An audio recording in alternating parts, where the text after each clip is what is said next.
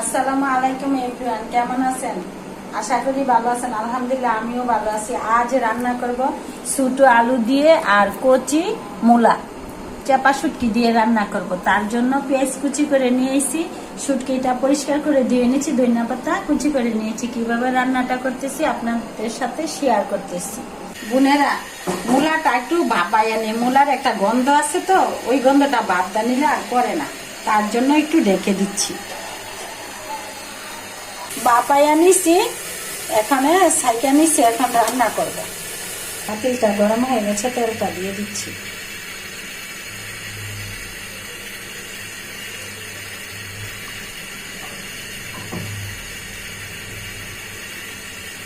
তেলটা গরম হয়ে গেছে, পেঁয়াজ কুচি দিয়ে দিচ্ছি।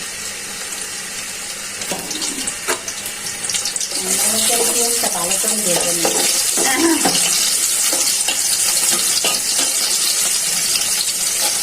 বোনেরা, পেঁয়াজটা ভালো করে ভাজা হয়ে গেছে, এখন একটু হালকা ঝোল দিয়ে দিচ্ছি, মশলাটা যাতে পুড়ে না যায়।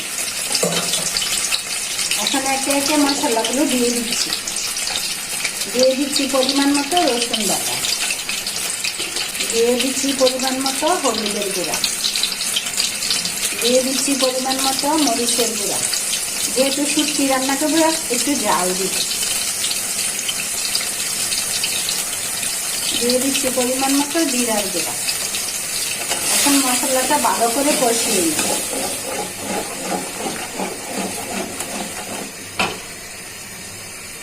মশলাটা ভালো করে কষানো হয়ে গেছে, দিয়ে দিচ্ছি স্বাদ মতো লবণ।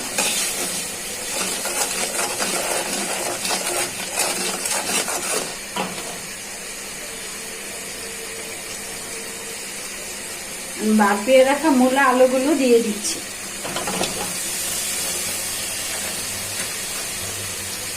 এই যে একবারে ভাপানোতে সিদ্ধ হয়েছে, কচি মূলা তো।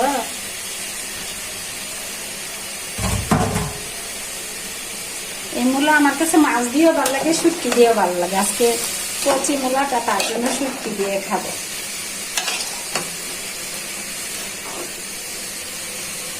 তো সিদ্ধ করাই আছে, ভাপাই নিছি যেহেতু, আমি একটু হালকা জল দিয়ে দিচ্ছি, দিয়ে দিচ্ছি শুটকিটা।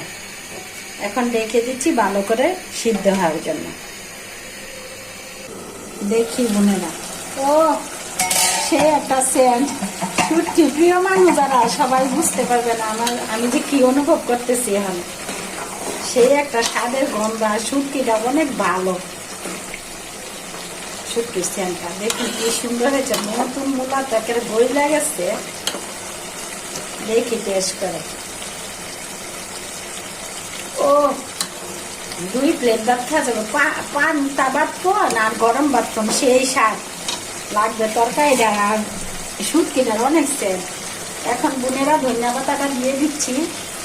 বুঝতেই পারেন যারা শুটকি প্রিয় মানুষ, আমার অনুভূতিটা যে আমার কেমন লাগতেছে, ইচ্ছে করতেছে যেন এখনই খেয়ে ফেলি। তো বোনেরা, ভালো থাকবেন, সুস্থ থাকবেন, আমার ভিডিওগুলো বেশি বেশি দেখবেন। আর এখন একটু অর্থপন্যা দিন, সবাই একটু সাবধানে থাকবেন। আল্লাহ যেন সবাই সুস্থ সবল রাখে। তো বোনেরা, ভালো থাকবেন, সুস্থ থাকবেন, আমার ভিডিওগুলো বেশি বেশি দেখবেন, লাইক করবেন, কমেন্ট করবেন, আমার পাশে থেকে সাপোর্ট করবেন। আল্লাহ হাফেজ।